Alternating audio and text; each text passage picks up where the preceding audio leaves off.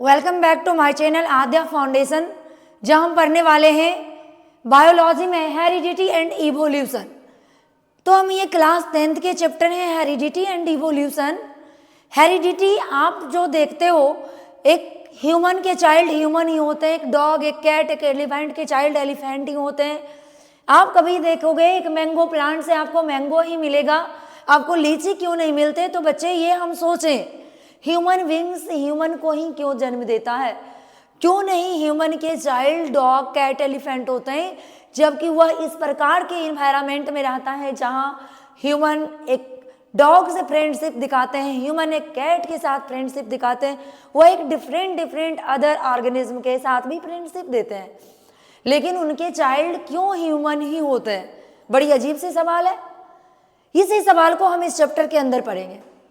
ये हमें बताता है ह्यूमन के चाइल्ड ह्यूमन ही होते आ रहे हैं, और उसमें जो कुछ चेंज होने वाली चीजें हैं वही हमारा इवोल्यूशन है।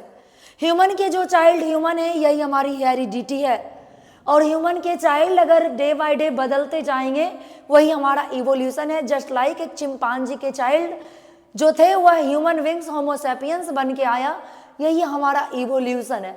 तो हम चलेंगे इसी चैप्टर में, इन सारे टॉपिक का ही डिस्कशन करने वाले हैं। मैंगो से मैंगो ही आएंगे, इसका ही डिस्कशन करेंगे, किस प्रकार से प्लांट जो है वह अपने स्पेसीज को मेंटेन करता है, सेफ रखता है। तो हम थोड़ा सा सीबीएसई एग्जाम बोर्ड के अकॉर्डिंग देख लें तो बच्चे ये जो चैप्टर हमारे हैं heredity and evolution, heredity and evolution में हम देखेंगे हमें केवल हेरिडिटी को पढ़ना है। हमें केवल अपने उस स्पेसीज के सिमिलरिटीज को पढ़ना है जो उनके पेरेंट के द्वारा चाइल्ड में दी गई, उनमें क्या चेंजेज हुए हैं, उसमें क्या अंतर दिया गया, क्या वेरिएशन है, उससे आने वाले इवोल्यूशन को हमें नहीं पढ़ने हैं। चिंपांजी से ह्यूमन कैसे आया इसकी चर्चा में नहीं करना है, क्योंकि सीबीएसई ने 2020 से इसे हटा दिया है। तो हमारे ये इवोल्यूशन जैसे टॉपिक को रिमूव कर दिया गया, ये डिलीट पोर्शन है अकॉर्डिंग टू सीबीएसई बोर्ड।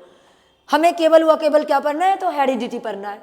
तो मैं चैप्टर स्टार्ट करने से पहले एक छोटा सा स्टडी स्टार्ट करती हूँ, how do you organism reproduce.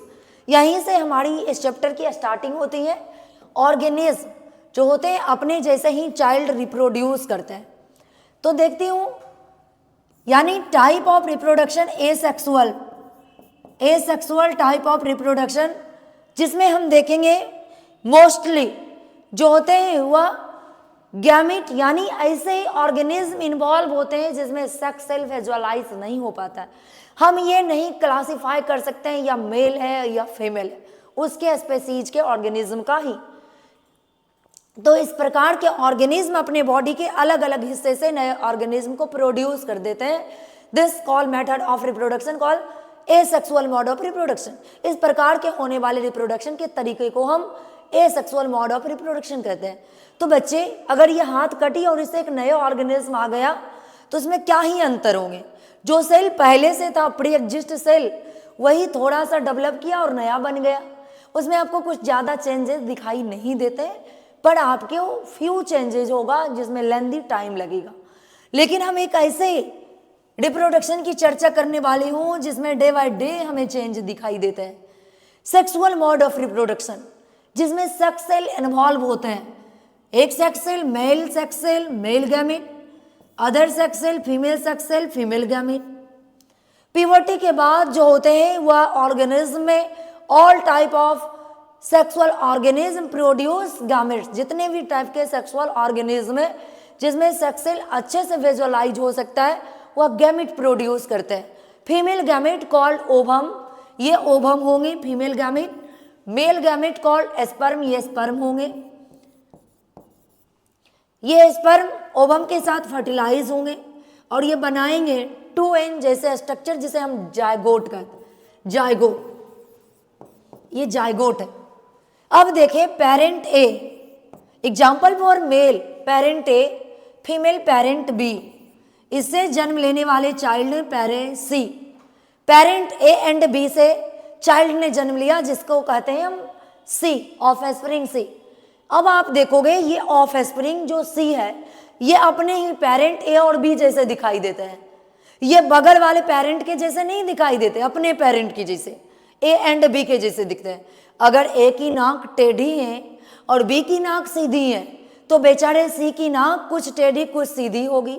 ये कैरेक्टर का मिक्सअप होता है। इसका कारण क्या है? इसका कारण है एरर ऑफ डीएनए।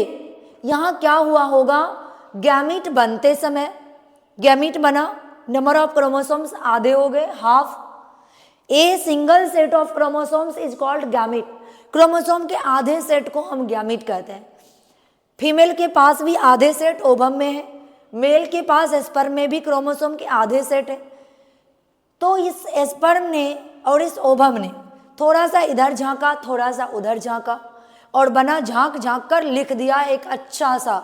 आपने क्या किया, एक इधर का नकल किया और एक इधर का नकल किया और आपकी कॉपी 100% जो है इधर और इधर का नकल करके आपने 100% राइटिंग कर लिया, क्वेश्चन आंसर कंप्लीट। तो आपने तो नकल किया है। हो सकता है कभी इसका एक सेंटेंस देखा होगा और कभी इसका एक सेंटेंस देखा होगा। आपने लिखा तो 2 सेंटेंस है पर उसमें बहुत सारे एरर आया होगा। कहीं आपने फुल स्टॉप छोड़ दिया होगा, कहीं आपने कॉमा नहीं दिया होगा। इस टाइप के जो एरर आती हैं यही वेरिएशन है। जब डीएनए ने इधर देखा और डीएनए ने इधर देखा और दोनों मिलकर एक नए डीएनए बनाना शुरू किया, डुप्लीकेट करना शुरू किया at a time of fertilization, इधर इधर देखने में, नकल करने में क्या हो गई, इसकी अकल फेल हो गई। और जब अकल फेल हो गई तो इसमें कुछ ना कुछ गलतियां शुरू हुआ। जब एरर आए तो उससे आया वेरिएशन। और ये वेरिएशन जो होते हैं बच्चे, जिसके कारण इसके नाक पूरा ना सीधा हो पाया ना पूरा टेढ़ा हो पाया, इसके जो नोज थे वह मिक्स हो गए, यही वेरिएशन है। इसी से आए हैं एक चिंपांजी से ह्यूमन बींग्स। उसने अपने वातावरण के अकॉर्डिंग जैसा जैसा देखा, एनवायरमेंट बदलते गया, बॉडी की डिजाइन बदलते गई, जरूरत बदलते गया, उसने अपने को क्या किया, चेंज करते चला गया और एक चिंपांजी ने ह्यूमन को जन्म दिया। तो इसके कारण होती है वेरिएशन। वेरिएशन क्यों रिस्पॉन्सिबल? वेरिएशन रिस्पॉन्सिबल है इवोल्यूशन के लिए। इससे नए ऑर्गेनिज्म आते हैं, नए स्पेसीज आता है। तो इसकी हमें ज्यादा चर्चा नहीं करने हैं क्योंकि यह डिलीट पोर्शन है, पर इससे एग्जाम में कुछ क्वेश्चंस इंपॉर्टेंट हैं जो आता है, जो हमारे हेरिडिटी के अंदर पढ़ना है, तो उसकी हम यहाँ चर्चा करेंगे। तो डिटेल्स में चलती हूँ, चर्चा करूंगी। पर आपने देखा ए और बी के जो चाइल्ड है, ए और बी ने जिसे जन्म दिया है, जिस बच्चे को, वह सी जो है सेम स्पेसीज का है। अगर ये ह्यूमन है तो ये ह्यूमन को ही जन्म दिए, अपने जैसे ह्यूमन को, क्योंकि ज्यादातर पोर्शन जो है उसका कॉपी हो पाई है सही तरीके से। आपने दोस्तों का जो अकल किया है, नकल किया है, थोड़ी से तो अकल के साथ किया है, तो ज्यादातर चीज सही है, थोड़ी थोड़ी एरर आई है, वही एरर रिवोल्यूशन है, और जो ज्यादा चीज सेम है वही हेरिडिटी है। तो चलते हैं। अब यहां इस फिगर से स्पष्ट आपको पता चल रहे हैं, जो अपने पेरेंट के चाइल्ड पेरेंट जैसे आपको दिख रहे हैं। तो इसका थोड़ा सा और स्टडी कर लें। कहते हैं यानी इवोल्यूशन, वेरिएशन, हेरिडिटी, सिमिलरिटीज। जब हम बायोलॉजी के अंदर एक पेरेंट के सिमिलरिटीज और डिसिमिलरिटीज का स्टडी करते हैं, उनके चाइल्ड कितना अपने पेरेंट के सिमिलर है और कितना ही अपने पेरेंट के डिसिमिलर है, कौन कौन से उनके पास ऐसे एक्टिविटीज हैं, ऐसे बॉडी डिजाइन है, ऐसा उनके पास बिहेवियर है जो उनके पेरेंट्स के पास नहीं है। इन दोनों चीज को हेरिडिटी एंड वेरिएशन, और इस टर्म को हम जेनेटिक्स कहते हैं। सोचो, क्या जेनेटिक्स पहले नहीं कभी होगा? आज हम पढ़ रहे हैं तो आज जेनेटिक्स है। ये जेनेटिक्स तब से रहा होगा जब एक स्पेसीज अपना स्पेसीज, यानी एक स्पेसीज अपने जैसे चाइल्ड को जन्म देता होगा। उनका जन्म देने वाले चाइल्ड की स्पेसीज नहीं बदलती होगी, वह जेनेटिक्स रहा होगा। लेकिन जब हम इसकी स्टडी शुरू कर देते हैं तभी हम जाने जेनेटिक्स क्या है। तो बायो की वह ब्रांच है, कहते हैं branch of biological science in which transmitted parent from child, यानी ट्रांसमिटेड बायोलॉजी की जिस ब्रांच में हम कैरेक्टर के ट्रांसमिटेड होने का स्टडी करते हैं, कहाँ से ट्रांसमिट होगा?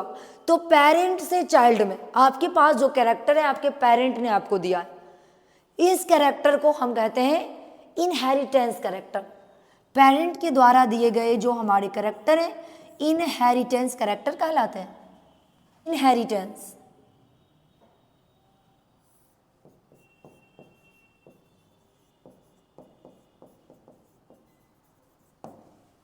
जो कैरेक्टर पेरेंट से उनके चाइल्ड में ट्रांसमिट होते हैं उसे हम इनहेरिटेंस कैरेक्टर कहते हैं।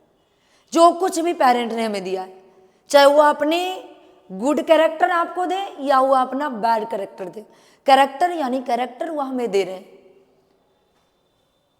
यानी similar character, similar trait, parent to child called heredity. अब यानी कैरेक्टर, ट्रेट, एलील, ये सभी इंपॉर्टेंट टर्म है जिसकी मैं चर्चा आपको नेक्स्ट वीडियो में करने वाली हूँ। ये सारी चीज हम आपको बताएंगे, कैरेक्टर क्या है, ट्रेट्स क्या है, एलील क्या है, इन सारी चीज़ों का हमें स्टडी करना है कुछ इंपॉर्टेंट टर्म के अंदर।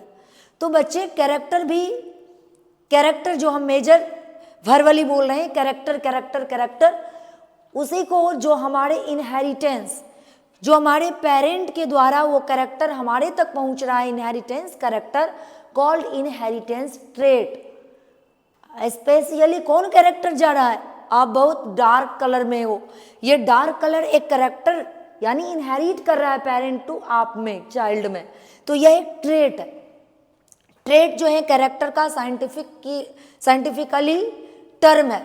हम जो ट्रेट बोलेंगे ये साइंटिफिकली ट्रेट है। ऐसे तो कैरेक्टर कुछ भी हो सकते हैं, गुड या बैड, लेकिन हमारे अंदर जो आ रहा है ये बायोलॉजिकली टर्म है, साइंटिफिकली टर्म है, ट्रेट। तो जो हमारे अंदर पेरेंट से आ रहा है, हम उनसे जितना भी कैरेक्टर मैच करते जा रहा है वह हमारा हेरिडिटी है। लेकिन कुछ आपके पास स्पेशल भी कैरेक्टर है। कुछ ऑर्गेनिज्म अपने इन्वायरमेंट के रिक्वायरमेंट के अकॉर्डिंग अपने अंदर कैरेक्टर तैयार करता है, उनके जो डिमांड होती है बॉडी की उसके अंदर वह कैरेक्टर बनना शुरू हो जाता है, उसे हम कहते हैं एक्वायर्ड कैरेक्टर। और यह हमारे बॉडी को डिसिमिलर बनाता है अपने पेरेंट से। तो इस डिसिमिलरिटीज को कहेंगे variation. Dissimilar traits parent to child are called variation. वैसे कैरेक्टर जो मेरे पास है मेरे पेरेंट्स के पास नहीं है, यह डिसिमिलर है, यही वेरिएशन है और यह रिस्पॉन्सिबल है इवोल्यूशन के लिए। हम रोज बदलते चले जाएंगे तो हमसे जन्म लेने वाली चाइल्ड बिल्कुल अपने समय में बदल जाएगा और धीरे धीरे अगर यह कंटिन्यूटी में बदलते चला गया तो इससे एक नए स्पेसीज आ सकता है। आप यहाँ क्या दिख रहे हो? यहाँ आप दिख रहे हो ये सिमिलर कैरेक्टर आपको दिखा रहा है। ये जो है ये यानी इनहेरिट, ये पेरेंट है। आपको बड़ी पसंद आता है बॉलीवुड में, नहीं, बहुत सारी चीज़ों को देखते हुए, मूवी देखना आपको बहुत पसंद होंगे, तो आप इन्हें पहचान रहे होंगे। इनके दो चाइल्ड हैं, ठीक है, first child and second child, बड़ी स्मार्ट चाइल्ड हैं, आप इन्हें लाइक भी करते हो, सन्नी देओल और बॉबी देओल। बच्चे ये धर्मेंद्र के दो चाइल्ड हैं, दोनों इनके धर्मेंद्र जी के जैसे आपको दिखते हैं, यानी इनके जो इनहेरिटेंस ट्रेट है वह क्या है? तो लगभग आप बोल सकते हो 100% तो नहीं, 99.9% आपस में सिमिलर है। यानी इतने सिमिलर हैं, इतना इनहेरिटेंस ट्रेट आपस में पावरफुल है, जिनके कारण इनके चाइल्ड इनके जैसे ही आपको दिख रहे हैं। ये दोनों आपस में भाई एक जैसे दिखते हैं, पेरेंट के जैसे, इसे हम कहा हेरिडिटी। अब आते हैं वेरिएशन में। हमने क्या किया? यहाँ आप दिख रहे हो वेरिएशन, आप यहाँ इस फिगर से आपको दिखाई दे रहे हैं वेरिएशन। इन्वायरमेंट के अकॉर्डिंग हमने अपने में डिमांड किया, हमारी बॉडी को क्या ज़रूरत है, हमें अपने आप को क्या चाहिए, क्या चाहिए, क्या ज़रूरत है। बच्चे यहाँ ये फिगर को क्या चाहिए था? इसको चाहिए था ये जो ईयर पिनना है, नहीं, स्मार्ट बनना है, फैशन है, डिज़ाइन, बॉडी के डिज़ाइन अच्छे हो, ठीक है, फिजिकल जो परफॉर्मेंस हो वो काफ़ी अच्छा हो। इसने क्या किया? अपने पिन्ने को बहुत जगहों पर सुंदर बनने के लिए, आभूषणों से सजने के लिए, देख रहे हो क्या किया? तो छेदवा लिया, पूरे पोर बनवा लिए, पूरे कान में जहाँ तहाँ आभूषणों से मैं सजी हुई दिखूं, इसके लिए इसने ऐसा कर लिया, और खास करके फीमेल में ऐसे होते ही। लेकिन क्या उनसे जन्म लेने वाले जो अगले चाइल्ड है उसमें यह कैरेक्टर जाएगा? अगर यह कैरेक्टर चला गया तब तो हो जाएगा इनहेरिटेंस कैरेक्टर, हेरिडिटी। अगर यह कैरेक्टर इसमें नहीं गया तो यह पेरेंट तक ही रुक गया, तो बच्चे इसे कहेंगे एक्वायर्ड कैरेक्टर। ये कैरेक्टर होंगे एक्वायर्ड कैरेक्टर, ये एक्वायर्ड कैरेक्टर हैं। इसने इस कैरेक्टर को अपने इन्वायरमेंट के डिमांड के अकॉर्डिंग तैयार किया है अपने बॉडी में।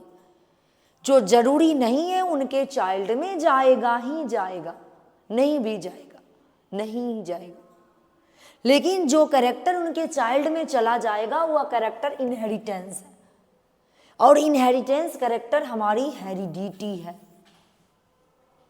एक्वायर्ड कैरेक्टर अगर जाना शुरू कर दिया तो वेरिएशन होंगे।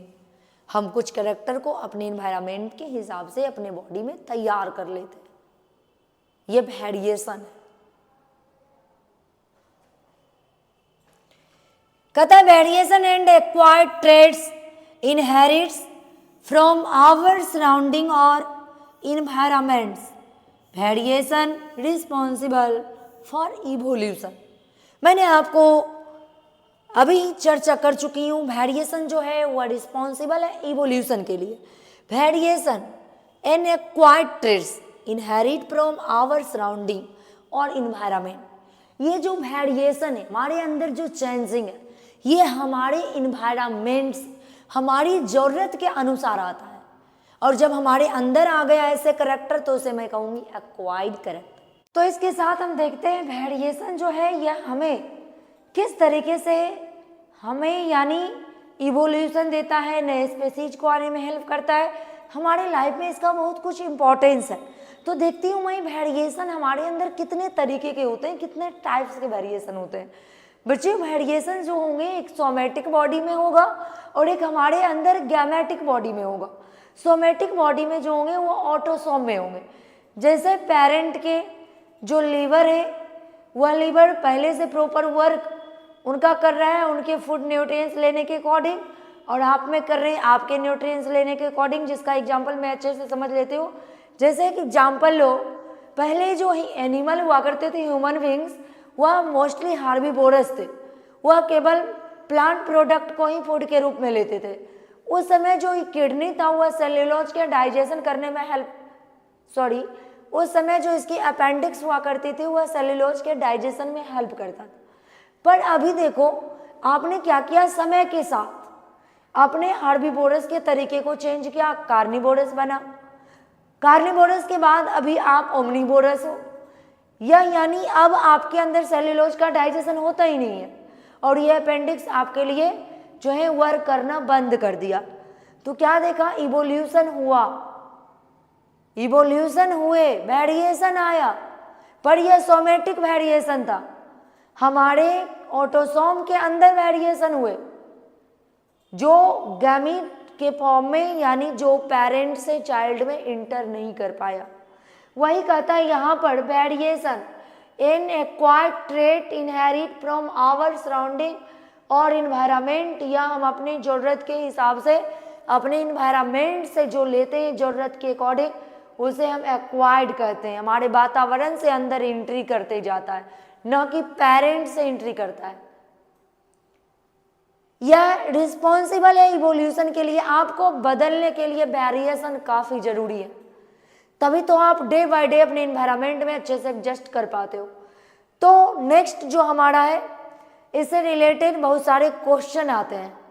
बहुत क्वेश्चन आपके जो है वेरिएशन से रिलेटेड है, केवल इस चैप्टर में, हेरिडिटी जैसे चैप्टर में। देखते हो कितने टाइप के वेरिएशन है। टाइप ऑफ वेरिएशन, कहता है type of variation, two type of variation. Variation के टू टाइप है। फर्स्ट है सोमेटिक वेरिएशन जो हमारे बॉडी डिजाइन में चेंज कर देता है। बच्चे ये टाइप की जो वेरिएशन है हमारे बॉडी डिजाइन के क्रोमोसोम में होगा। देखो कैसे, ये जो 22 पेयर क्रोमोसोम्स हैं ह्यूमन बींग्स में, इसमें होगा, या आप अपने एनवायरनमेंट के अकॉर्डिंग अपने को बदलोगे। क्यों? यह या आपके इनहेरिट नहीं कर सकता है अगले चाइल्ड में, तो यह सोमेटिक वेरिएशन है। कहता है it takes place in the body of cell, यह केवल आपके बॉडी में, आपके सेल में पाया जाएगा। It is in neither inherit not transmitted. आप ये बहुत कम सोचो, ये इस पर थिंक कम करो। जो आपने इन्वायरमेंट से अच्छे चीज़ों को लिया है यह आपके चाइल्ड में चला जाएगा, बट नहीं, आपके पेरेंट ने जो कुछ भी आपको दिया यह आपके चाइल्ड में जाएगा। अगर ऐसा होता तो एक आईएएस के चाइल्ड आईएएस ही होते, और उसका आईएएस होना इन्वायरमेंट का लिया गया रिक्वायर्ड कैरेक्टर है, एक्वायर्ड कैरेक्टर। अगर उनके चाइल्ड अगर हो जाते आईएएस तो ये क्या होता, यह बच्चे एक्वायर्ड कैरेक्टर इनहेरिट कर जाता, पर ऐसा नहीं होता। तब तो सोचिए, एक हमारे फार्मर महोदय सोचते रहते मेरे बेटा भी फार्मर होगा, ऐसा नहीं होता है। उनके बेटा भी कल कुछ और नया कर सकता है, क्योंकि यह कैरेक्टर एक्वायर्ड है। फार्मर बनना उनका सिचुएशन है, उनका एनवायरमेंटल कंडीशन है, उसने पेरेंट से नहीं लिया है ये कैरेक्टर। तो ये हमारे जो है ये इनहेरिट के रूप में, ये इनहेरिटेंस के रूप में ट्रांसमिट नहीं होगा। It is also known as acquired traits, इसलिए हम इसे एक्वायर्ड के नाम से जानते हैं, क्योंकि मैंने इसे गेन किया है इन्वायरमेंट में अपने बॉडी के रिक्वायरमेंट के अकॉर्डिंग। कहता है cutting of tail in dogs. एक एक्सपेरिमेंट आप करो, जब आप क्लास 12 जाओगे तो उसमें आप पढ़ोगे जेनेटिक्स एंड इवोल्यूशन। उसमें साइंटिस्ट ने एक्सपेरिमेंट कर रखे 22 जनरेशन तक एक रैट का कंटिन्यू टेल को उसने कट करते चले गए। फिर भी क्या देखा, जो नेक्स्ट आ रहे हैं 22 के बाद भी न्यू चाइल्ड, रैट के जो नए चाइल्ड उसके स्पेसीज जो आ रहे हैं प्रोजेनी, उसमें कंटिन्यू टेल आते जा रहा है। टेल का आना, टेल का कमिंग होना बंद नहीं हुआ। बच्चे सोचने वाली बात है, 22 जनरेशन के बाद तो हमारे डीएनए की अकल खत्म होने लगती है। नहीं, ऐसा नहीं होता। हमारे डीएनए बहुत ज़्यादा पावरफुल चीज़ें हैं, वह हमारे एनवायरनमेंट से जल्दी लॉस्ट नहीं कर सकते, पकड़े होते हैं। 22 जनरेशन के बाद भी वह रैट में एक्वायर्ड कैरेक्टर इनहेरिटेंस का रूप नहीं ले पाया। हम कितना ही इन्वायरमेंट से अच्छे कैरेक्टर को सीखते चले गए, इससे यह नहीं सोचेंगे कि मैंने तो ये चीज़ बहुत अच्छा सीखा, मेरे चाइल्ड में क्यों नहीं गया। अगर वह मेरा गैमिट के फॉर्म में होगा तभी मेरे चाइल्ड में इंटर कर सकता है, अथवा चाइल्ड उन चीज़ों को अपने वातावरण से ही सीखेंगे। हमारे सीखी ज़रूरत के हिसाब से तैयार किए गए चीज़ें हमारे चाइल्ड में नहीं होगा। कहता है बोरिंग ऑफ पिन्ना ईयर।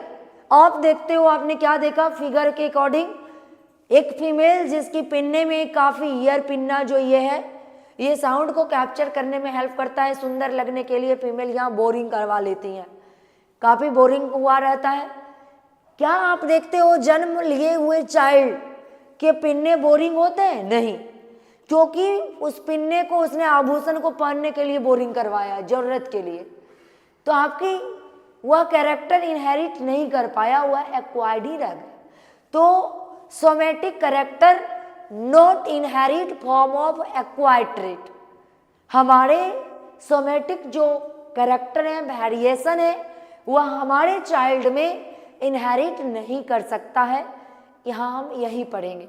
पर आगे की जब आप स्टडी करोगे क्लास 12 के बेसिक ऑफ नीट, तो आपको मिलेगा यह सोमेटिक कैरेक्टर भी जो होते हैं वह एक्वायर्ड कैरेक्टर भी इनहेरिटेंस होते हैं। सोमेटिक वेरिएशन भी इनहेरिट करता है।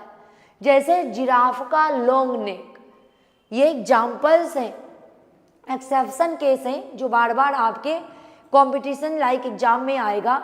जिराफ की जो यह लॉन्ग नेक है, लंबी गर्दन, इसने इन्वायरमेंट के सिचुएशन से इसको खींचते गया, पैरों की लंबाई बढ़ती गई, उसने भोजन के लिए इसे छलांग लगाते गया और एक दिन ऐसे हुए उसकी गर्दन काफ़ी लंबी हो गई और उसके चाइल्ड में भी ये तो सोमेटिक था, फिर भी आ गया। तो मैं आपको बता रही हूँ, पर आपके सिलेबस के अकॉर्डिंग इसे नहीं पढ़ने, अकॉर्डिंग टू कंपटीशन आपको तैयारी करने है इसे। अब मैं पढ़ती हूँ गैमेटिक वेरिएशन। हमारे अंदर जो क्रोमोसोम्स डिटरमाइंड करते हैं सेक्स, ये मेल है ये फीमेल्स है, उसमें बनने वाले सिंगल सेट के क्रोमोसोम को आप गैमेट कहते हो। तो उस गैमेट में क्या वेरिएशन दिखेगा, तो देखती हूँ take place in the gametes reproductive cell. यह गैमेट में दिखाई देगा, जैसे फीमेल के ओवम में या फीमेल के ओवम में या मेल के स्पर्म में जो वेरिएशन होगा वह चाइल्ड में इंटर कर जाएगा। कहता inherit as well as transmitted, यह बच्चे हमारे पेरेंट के कैरेक्टर से ट्रांसमिट होगा प्रोजेनी में, जैसे पेरेंट वैसे चाइल्ड। 100% तो नहीं ट्रांसमिट होंगे, क्योंकि थोड़ा सा एरर आना जरूरी होगा, क्योंकि हमारे डीएनए इतने बड़े अकलबान तो होते नहीं, अकल नहीं होता, ठीक है। लेकिन हमें शकल पेरेंट जैसी देती है, या आपका शकल और बहुत सारे चीज़ें आपको पेरेंट जैसे ही देते हैं, इनहेरिट करता है, लेकिन कुछ अंतर छोड़ देती हैं जो उसके एरर के कारण होती है। तो ये हमारे अंदर इनहेरिट करता है parent to child, also known as inherited trait. इसे हम किस नाम से जानते हैं, इनहेरिटेड के नाम से जानते हैं, इनहेरिट कैरेक्टर के नाम से जानते हैं। इनहेरिट का मतलब होता है ट्रांसफर हो रहा है, आ रहा है पेरेंट से चाइल्ड। एग्जाम्पल ह्यूमन हाइट, अगर आपके पेरेंट की हाइट लंबी है, आपके पेरेंट टॉल हैं, तो आप टॉल ही हो गए। आपके पेरेंट मदर फादर टॉल हैं तो आप टॉल ही होंगे। कभी कभी ऐसा भी होता है, अगर मदर फादर में कोई एक के पास शॉर्ट वाले कैरेक्टर होते हैं तो आप शॉर्ट हो जाते हो, पर टॉल है तो आप टॉल होते हो। लोग बोलते भी तो है, माँ बाप लंबे हो तो आप ऑटोमेटिक लंबे होंगे। कहता है स्किन कलर, हमने इस पर आपको चर्चा कर दी है। अगर पेरेंट की कलर काफ़ी लाइट कलर ही तो आप काफ़ी लाइट कलर के होंगे, आप काफ़ी, जो कहता है पेरेंट के कलर डार्क हैं तो आप डार्क कलर के होंगे। आपकी पेरेंट के जो यानी हेयर है वह कर्ली हेयर है, ब्राउन हेयर है, ब्लैक हेयर है तो आपके ब्लैक हेयर ही होंगे, कर्ली है तो कर्ली हेयर होंगे। आपके पेरेंट का आई कलर, आंखों का कलर अगर ब्लैक है तो आपके ब्लैक ही होंगे। अगर कलर ब्राउन है किसी भी पेरेंट में, दादा दादी नाना नानी किसी में, तो आपके आई कलर ब्राउन होंगे। एग्जाम्पल में आप देखते हो ऐश्वर्या राय के आई की जो कलर है वह ब्लू कलर है, जो उसको ग्रैंड मदर नानी से मिला है, उनके नानी का आईज की कलर ब्लू है, इसलिए उनका भी आईज का कलर ब्लू है। तो क्या देखा, कैरेक्टर इनहेरिट कर रहा है, नानी से उनमें आया है, यानी गैमीट वेरिएशन है, और यह वेरिएशन कंटिन्यू आते जा रहा है, इनहेरिट करते जा रहा है। तो ये सारी चीज हमारे वेरिएशन से रिलेटेड है। चलते हैं हम नेक्स्ट की तरफ। हमारा जो नेक्स्ट है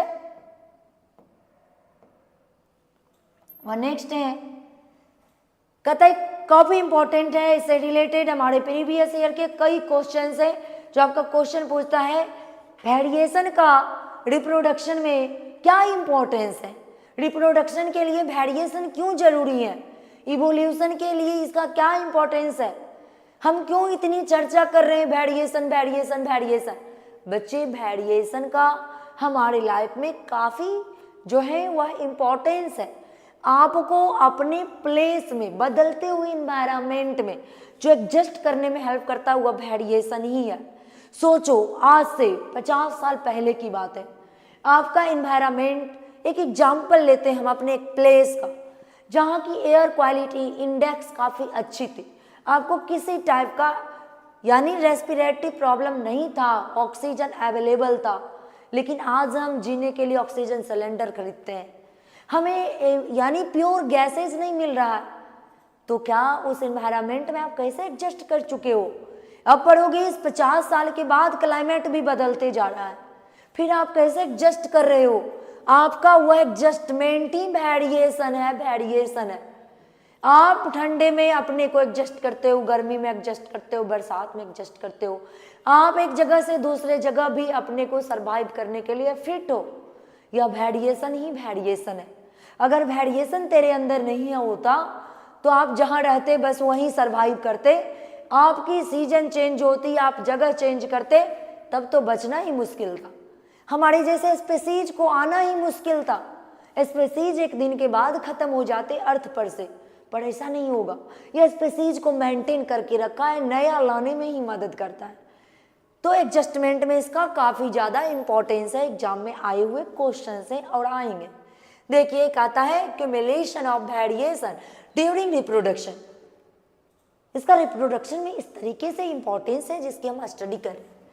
वेरिएशन अकर्स ड्यूरिंग रिप्रोडक्शन, कहते हैं वेदर ऑर्गेनिज्म मल्टीप्लाई, यानी इस वेरिएशन के कारण क्या होते हैं, तो ऑर्गेनिज्म मल्टीप्लाई करते हैं।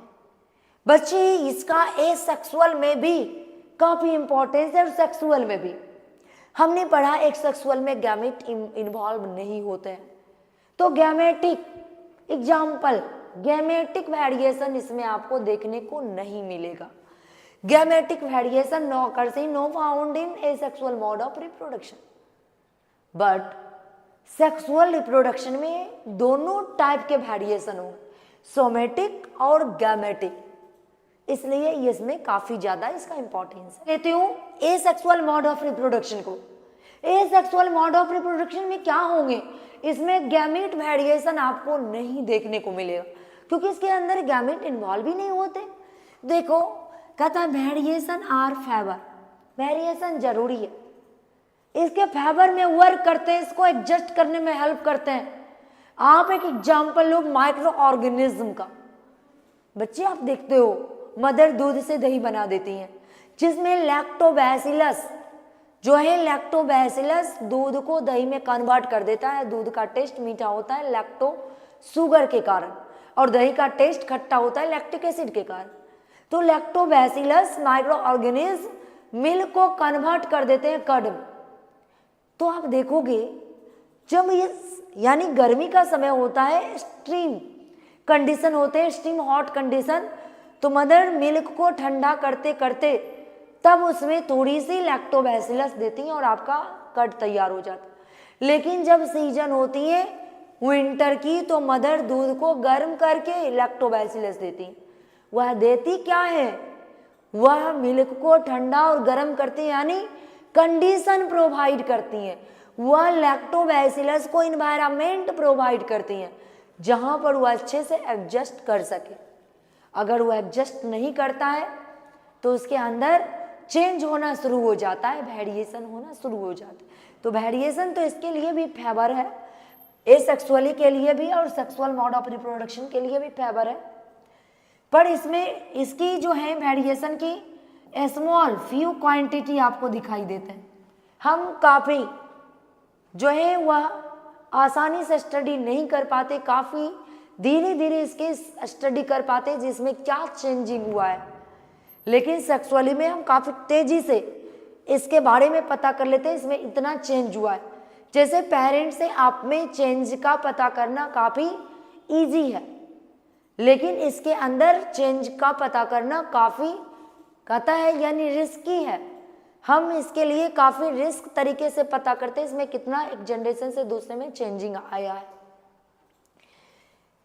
कहता है occurs due to a small, कहता है इन ट्यूरेज इन डीएनए कॉपीज। इसके अंदर हमने आपको बता दिया स्मॉल फ्यू जो होती है, यानी इसके अंदर इनक्यूरीज जो है, इसके अंदर जो कुछ इंक्वायरी आ रहे हैं वेरिएशन की वह काफ़ी कम आ रहा है क्योंकि इसमें डीएनए की कॉपी बनते चली जाती, जैसा डीएनए था वैसा ही आ रहा है, इसमें एरर काफ़ी कम होंगे।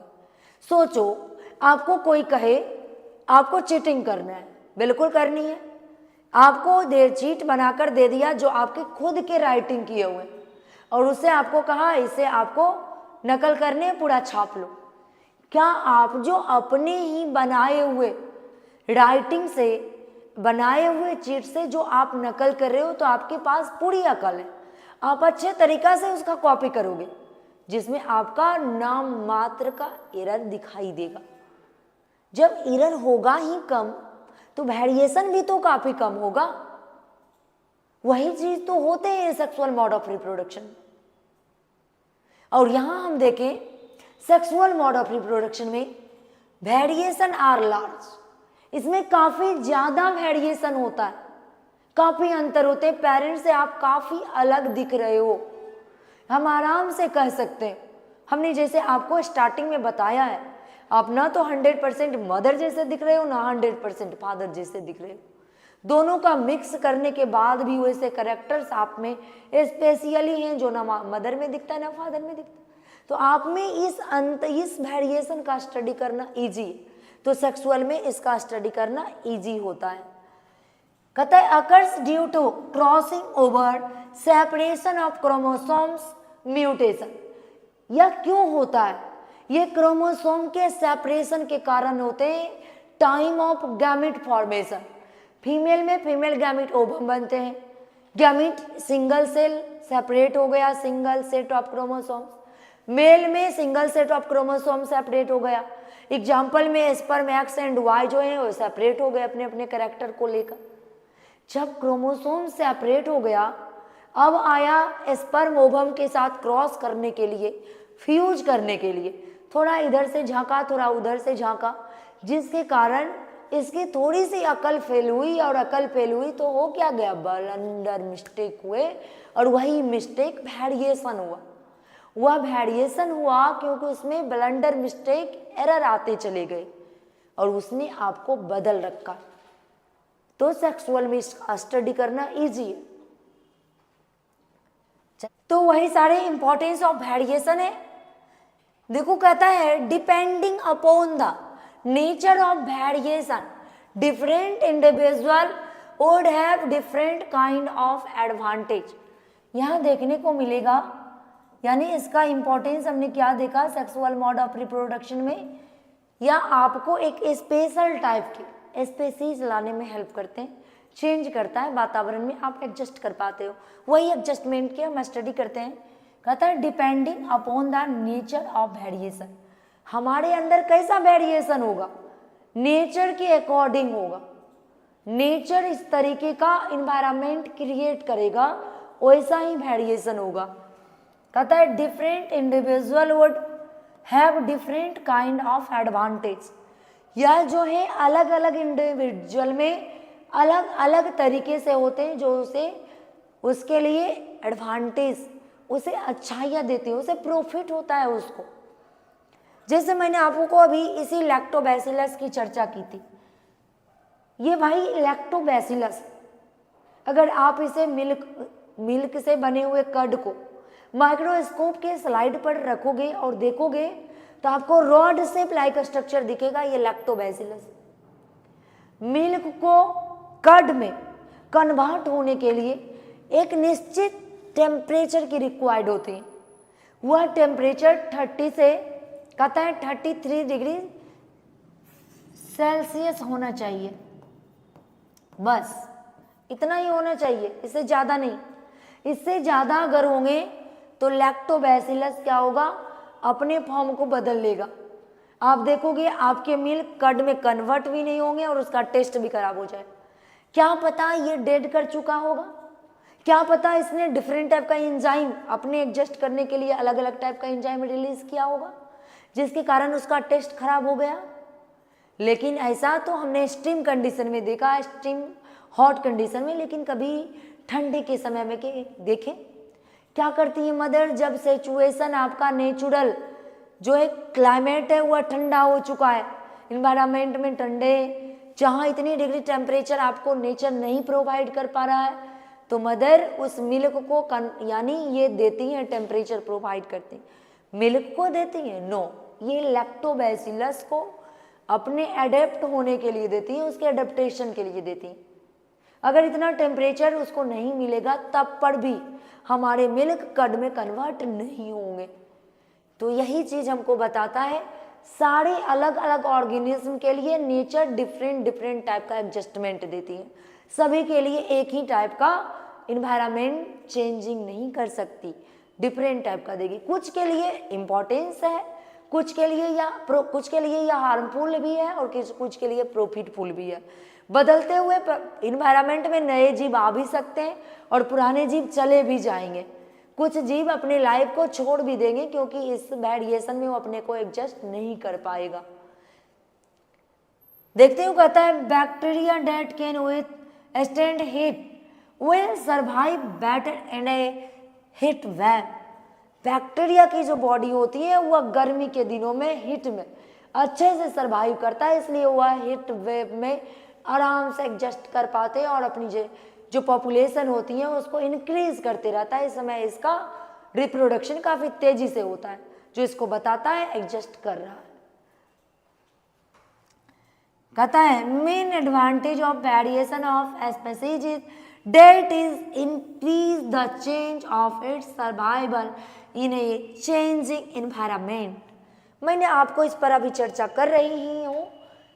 ये आपके जो चेंज, बदलते हुए इन्वायरमेंट, ये जो वेरिएशन है, ये आपके लिए कैसे प्रॉफिटफुल है, कैसे ये आपको जो है लाइफ में इम्पोर्टेंस देती हैं, प्रॉफिट देती हैं। वेरिएशन का क्या एडवांटेज है, इसके एडवांटेज देखिए। स्पीसीज को क्या करते हैं, इंक्रीज चेंज इट सर्वाइवल।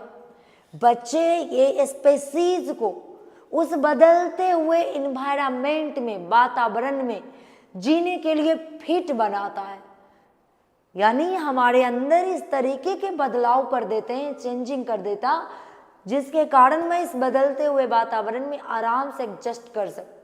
इससे क्या फायदा मिला, इससे ये मिला हमें, जो हमारी स्पीसीज अर्थ पर से लॉस्ट नहीं करेंगे, रिप्रोडक्शन कंटिन्यू बनी रहेगी, ऑर्गेनिज्म अपने अस्तित्व खोकर छोड़कर धरातल से नहीं जा सकते। Maintain species on the earth, वो अपने अर्थ पर स्पीसीज अर्थात अस्तित्व को बना कर रखेंगे। इससे बड़ी इंपॉर्टेंस और आपको क्या दे सकती हैं, आपको खोने से बचाती हैं। नहीं तो हम भी भाई डायनासोर की तरह खो जाएंगे, वातावरण बदलेगी और चले जाएंगे। नहीं, फिर हमें लोग इस तरीके से पढ़ेंगे, जो नेक्स्ट स्पीसीज आएगा वो कौन जानता, आएगा या नहीं आएगा।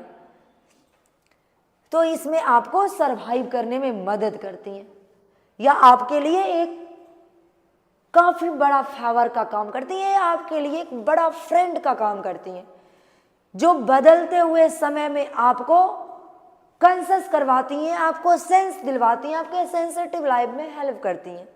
आप बदलो क्योंकि आपकी वातावरण बदल चुकी है। कहता है free ear lobes and attach ear lobes are two variants found in human population. यहाँ पर एक जो है ये काफी इंपॉर्टेंट है, ये भी कॉम्पिटिटिव लाइफ है, ये भी कॉम्पिटिटिव टाइप के क्वेश्चंस आपसे पूछते हैं और ये आपके लाइफ भी कॉम्पिटिटिव है। सुनिए, कहता है free year lobes and attach ear lobes. पहले मैं इसकी चर्चा कर लेती हूँ। ईयर लोब क्या होता है?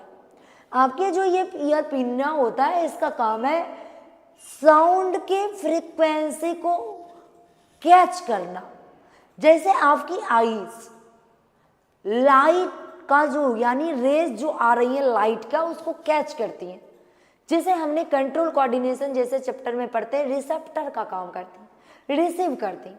सेम थिंग हमारी पिन्ना साउंड के फ्रीक्वेंसी को कैच करती हैं, पकड़ती हैं। ये कैच किए गए फ्रीक्वेंसी हमारे ईयर में जाती हैं। ईयर के पास दो लोब होते हैं इस तरीके से। एक होता है बाबू दो लोब, एक होता है फ्री। दोनों लोब आप क्या देख रहे हो? ये जो हमारी ईयर है, ये हमारी ईयर है, ईयर का दोनों लोब अलग अलग सेपरेटली। और एक आप देखोगे ये एयर लोब एक दूसरे से कंजुगेटेड ज्वाइंट है, ये सेपरेट नहीं है।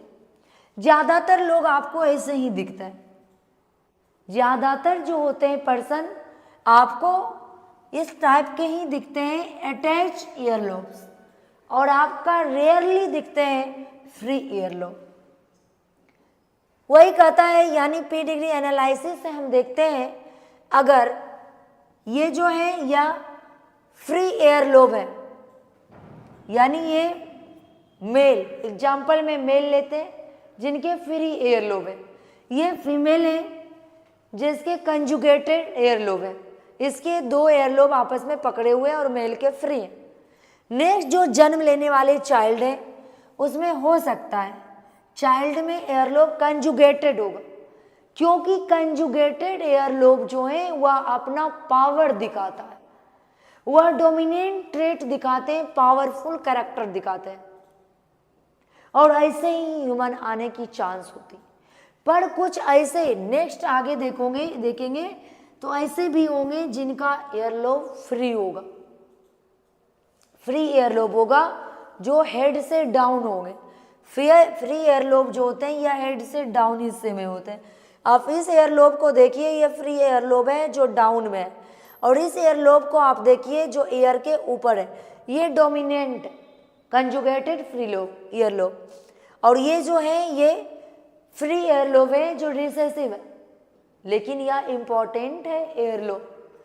इससे हमारे जो ईयर है उसकी साउंड फ्रीक्वेंसी काफ़ी फ्री होती है, अच्छे से हमारे ईयर में साउंड विजुअलाइज करता है, हम समझ पाते हैं, सुन पाते हैं, उन चीज़ों को कैच कर पाते हैं। तो पेरेंट में हमने क्या देखा, एक के पास फ्री ईयरलोब है, एक के पास जो है कंजुगेटेड ईयरलोब है, तो उनके चाइल्ड के पास फ्री भी ईयरलोब होगा और कंजुगेटेड भी ईयरलोब होगा, लेकिन यही डोमिनेंट और रिसेसिव के अकॉर्डिंग। लेकिन कभी कभी ऐसे भी होता है दोनों के पास जो है कंजुगेटेड ईयरलोब है और उनके चाइल्ड का फ्री ईयरलोब होता है, तो फ्री ईयरलोब आपको एक्सेप्शनल में मिलते हैं जो काफ़ी इंपॉर्टेंट रखता है। ये वेरिएशन ये हमारे इन्वायरमेंट में एडजस्टमेंट में हेल्प करते हैं, ये तो हमें बदलने में एक वेरिएंट का काम करता है। इन्वायरमेंट के टेम्परेचर से हमें पहले ही यानी उसको डिनोट करवा देता है ये इन्वायरमेंट के टेम्परेचर कम और ज़्यादा हो रहे हैं, फ्री ईयरलोब, जिसके कारण बदलते हुए वातावरण में आप अच्छे से एडजस्ट कर लेते हो। इस तरीके के जो पर्सन होते हैं काफ़ी हेल्दी होते हैं, क्योंकि इन्वायरमेंट के होने वाली एक्टिविटीज़ को ये आराम से कैच कर लेते हैं थ्रू ऑफ ईयर रिसेप्टर। कानों में जो रिसेप्टर होते हैं उससे ये आराम से इन्वायरमेंट को समझ लेते हैं। लेकिन यह मोस्टली आपको वैसे पर्सन मिलते हैं जिनके कंजुगेटेड ईयरलोब है और उसको इन्वायरमेंट में बहुत सारी चीज़ों को समझने में थोड़ा समय लगता है। तो चलिए, हेरिडिटी काफ़ी इम्पॉर्टेंट है। बच्चे इसे कहते हैं ये काफ़ी कॉम्प्लेक्स चैप्टर है या काफ़ी हार्ड है, समझने में इसे बड़ी परेशानी होती है, पर नहीं इसे समझने, केवल ये समझने वाली चैप्टर है। आपकी ये लर्निंग और थिंकिंग स्किल पर डिपेंड करता है। ये हमारे एनसीईआरटी में यानी जो हमने पढ़ा एक्यूमुलेशन ऑफ वेरिएशन इंपॉर्टेंट काफ़ी इजी है, बार बार पूछे जाते हैं, जिसे समझना मुश्किल है, पर ये मुश्किल नहीं है, आपकी लर्निंग स्किल पर ये डिपेंड करता है। तो चलिए, धन्यवाद। मैं आपको आगे का टॉपिक नेक्स्ट वीडियो में पढ़ाऊंगी, लगे रहिए, मैं भी आपके साथ लगी रहूंगी। धन्यवाद।